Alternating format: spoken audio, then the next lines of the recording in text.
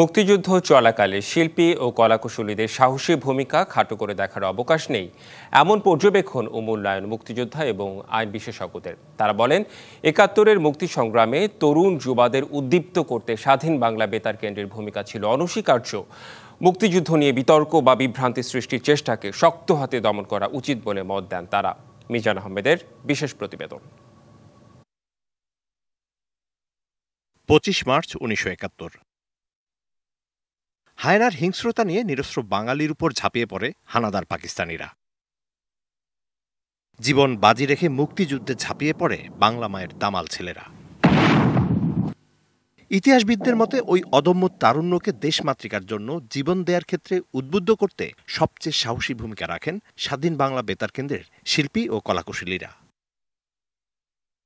৫৪ বছর পর জাতীয় মুক্তিযোদ্ধা কাউন্সিল অধ্যাদেশ ২০২২-এর সংশোধন করে জারি করা অধ্যাদেশে স্বাধীন বাংলা বেতার কেন্দ্রের শিল্পীদের মুক্তিযোদ্ধার পরিবর্তে সহযোগী মুক্তিযোদ্ধা হিসেবে প্রজ্ঞাপন জারি করে আইন মন্ত্রণালয়। নগদ পেমেন্টে ৫০০ টাকা পর্যন্ত ক্যাশব্যাক আর লেনদেনে প্রতিদিন ডিপ ফ্রিজ এবং ঘন্টায় ঘন্টায় এসি টিভি সহ দারুণ সব গিফট।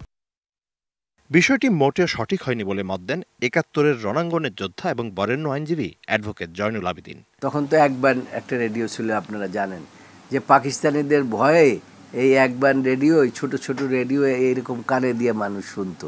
তারপরে স্বাধীন বাংলা বেতার কেন্দ্র কি বলে সেই শুনতো। এই আলতার মাহমুদের যে গান, এই গান কিন্তু সারা বাংলাদেশে ছড়িয়ে পড়েছিল। এখন তাদেরকে যদি আপনি মুক্তিযোদ্ধা না বলেন, তাদেরকে যদি বলেন যে তারা মুক্তিযোদ্ধা না, সেই ক্ষেত্রে তো আপনি সত্যের অপলাপ করলেন, এটা ঠিক না।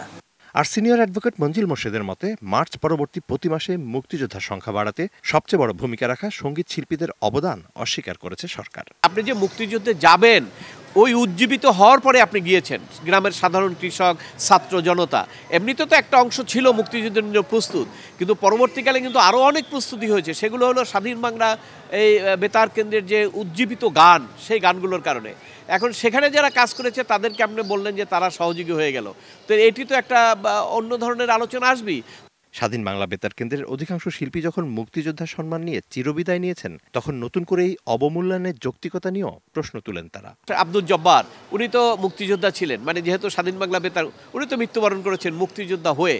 তো উনি মৃত্যুর পরে ওনাকে দেওয়া হলো যে উনি সহযোগী মুক্তিযোদ্ধা, তো উনি তো আর জবাব দিতে পারছেন না। তো এই বিতর্কগুলো কেন আসলো? মুক্তিযুদ্ধকে নিয়ে হেলাবেলা করা ঠিক না, এবং যারা মুক্তিযুদ্ধ, যাদের যেখানে অবস্থান, তাদের সেখানে অবস্থান দেয়া উচিত।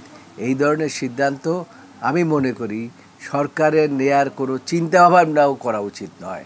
গৌরবোজ্জ্বল মুক্তিযুদ্ধ জাতির অহংকার, তা নিয়ে বিতর্ক কাম্য নয় বলেও মত দেন বিশিষ্টজনরা। যার যেখানে ইতিহাস, যাকে যেখানে মূল্যায়ন করা দরকার সেটা যখন না করে, তখন ইতিহাসের কথা বলে না। Mizan Ahmed, DBC news, Dhaka.